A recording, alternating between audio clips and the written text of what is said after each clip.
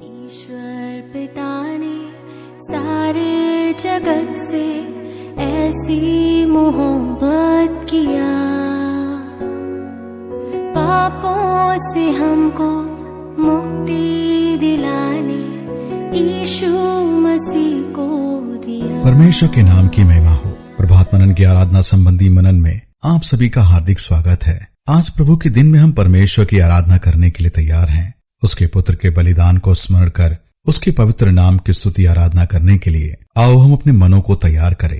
प्रभु यीशु मसीह का नाम हमारे कानों में सबसे मधुर सा सुनाई पड़ता है, क्योंकि हम उनसे प्रेम करते हैं और हम ये भी जानते हैं कि हम उनसे जितना प्रेम करते हैं वह उससे कई गुना ज्यादा हमसे प्रेम करता है। और यही वजह है कि जब कभी हम अपने प्रेमी प्रभु का नाम सुनते हैं, उसका नाम हमें काफी मीठा सा जान पड़ता है। फिर आपको याद होगा पिछले सप्ताह हमने इब्रानियों की पत्री 7 अध्याय 22 पद के आधारित कुछ विचारों पर मनन किया था कि प्रभु यीशु मसीह हमारा जामिन है, हमारी श्योरिटी है। आइए मैं आपके लिए उस पद को पढ़ देना चाहता हूँ।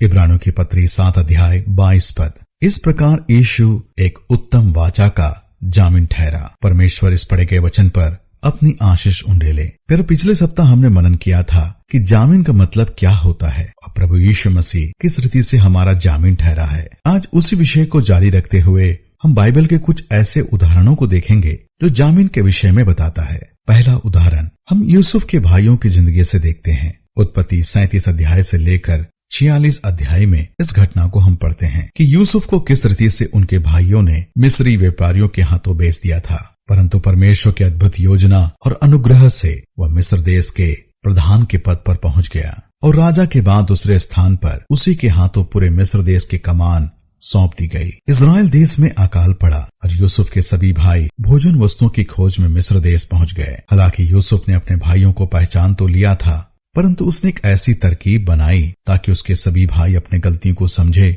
और पश्चाताप के साथ यूसुफ के साथ मेल मिलाप कर ले। उत्पत्ति उसका 42 अध्याय 20 पद में हम पढ़ते हैं कि यूसुफ ने अपने छोटे भाई शिमोन को अपने पास रख लिया और अपने भाइयों से कहा कि तुम अपने देश वापस जाओ और जब तुम सब वापस मिस्र लौटोगे तो अपने साथ बिन्यामीन को भी लाना और तब मैं शिमोन को तुम्हें सौंप दूंगा। दिल में बड़े बोझ के साथ यूसुफ के सभी भाई वापस अपने देश लौटे और उन्होंने सारी घटना अपने बूढ़े पिता याकूब को सुनाई और याकूब को ये बातें बिल्कुल भी अच्छी नहीं लगी और वो काफी दुखी हो गया। उसने बिन्यामीन को उनके संग भेजने से मना कर दिया, क्योंकि ये बातें उसके लिए बहुत ही दुख की थी कि उसने पहले तो अपने बेटे यूसुफ को खो दिया, शिमोन को इन लोगों ने मिस्र में छोड़ दिया था और अब फिर से वो अपने एक और बेटे बिन्यामीन को खोना नहीं चाहता था। इसलिए उसने बिन्यामीन को उनके साथ भेजने से साफ साफ मना कर दिया। अपने पिता याकूब की बातों को सुनकर उन भाइयों में से एक भाई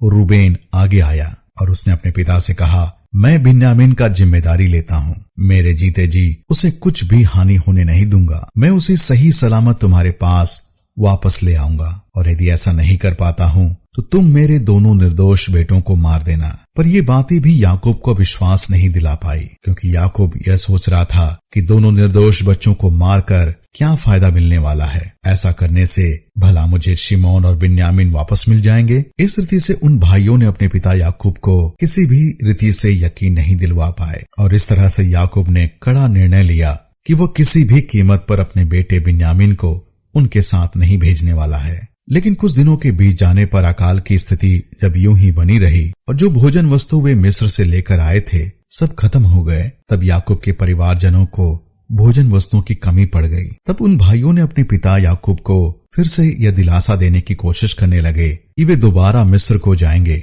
और अपने साथ बिन्यामीन को भी लेकर के जाएंगे ताकि वहां से भोजन वस्तु को लेकर आए। लेकिन याकूब उनकी बातों से बिल्कुल भी सहमत नहीं था। इस पर उसका बेटा यहूदा आगे आया और उन्होंने सबके सम्मुख एक बहुत ही सुंदर बात बोली, जिसे हम उत्पत्ति 43 अध्याय उसके 8 और 9 पद में पढ़ते हैं। उसमें ऐसा लिखा है, फिर यहूदा ने अपने पिता इज़राइल अर्थात याकूब से कहा, उस लड़के को मेरे संग भेज दे कि हम चले जाए। ऐसे हम और तू और हमारे बाल बच्चे मरने ना पाएंगे वरन जीवित रहेंगे। मैं उसका जामीन होता हूँ, मेरे ही हाथ से तू उसको वापस लेना।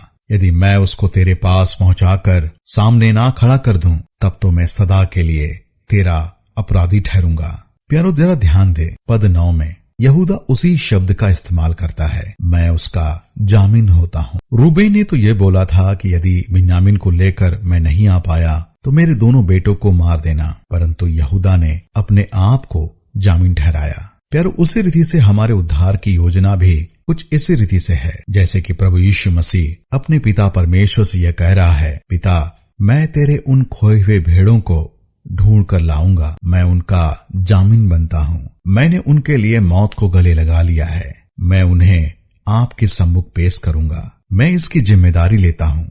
और इस रीति से प्रभु यीशु मसीह आज हमारा जामिन ठहरा है। इसी तरह से एक दूसरी घटना का उदाहरण जो हम नए नियम में देखते हैं, और वो है पौलुस और ओनेसिमस। ये घटना हम फिलेमोन की पत्री में पढ़ते हैं। फिलेमोन जो पौलुस के द्वारा प्रभु यीशु मसीह को जाना, वो कुलेसे नामक एक बड़े नगर में रहता था। उसके पास एक दास था, उसका नाम ओनेसिमस था। ओनेसिमस ने अपने स्वामी फिलेमोन को धोखा देकर उसके घर से कुछ चुरा कर रोम भाग गया, परंतु परमेश्वर की अद्भुत योजना के तहत उसकी मुलाकात पौलुस से हुई और उसने प्रभु यीशु मसीह को जाना।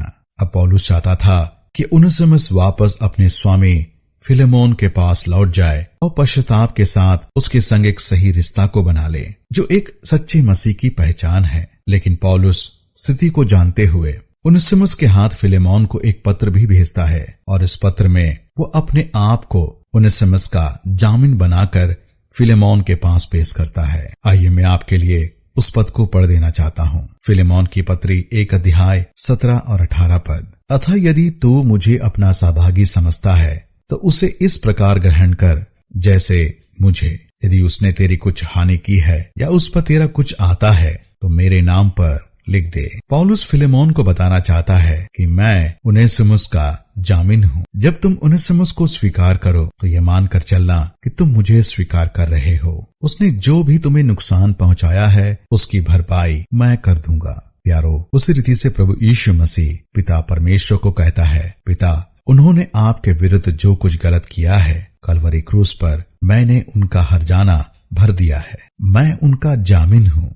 आप उन्हें ऐसे स्वीकार करना जैसे आप मुझे स्वीकार करते हैं। इफिसियों की पत्री 1 अध्याय और 6 और 7 में पौलुस ऐसा लिखता है कि उसके उस अनुग्रह की महिमा की स्तुति हो जिसे उसने हमें उस प्रिय में सेंत मेंत में दिया। हमको उसमें उसके लहू के द्वारा छुटकारा अर्थात अपराधों की क्षमा उसके उस अनुग्रह के धन के अनुसार मिला है।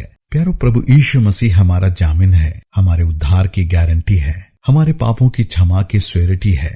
हमें स्वर्ग ले जाने के लिए और पिता के सम्मुख पेश करने के लिए वो हमारा जामिन ठहरा है, और ये सब उसके उस अनुग्रह के धन के अनुसार हमें मिला है। आइए इन्हीं विचारों को मन में रखते हुए एक आभारी हृदय से हमारे परमेश्वर और प्रभु यीशु मसीह की स्तुति और आराधना करें, जो हमारा जामिन है, हमारे उद्धार की गारंटी है। आइए उस परमेश्वर के सम्मुख हम झुके, उसके नाम की प्रशंसा करें, उसके नाम की बढ़ाई करें, उसके नाम की जय जयकार करें। परमेश्वर के नाम की महिमा हो। आप सबको मेरा जय मसीह की।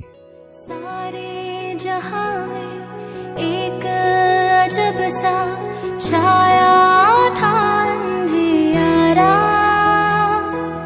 राहें नहीं थी, मंजिल नहीं थी, इंसान था बेसहारा। सारे जहां में एक अजब सा छाया था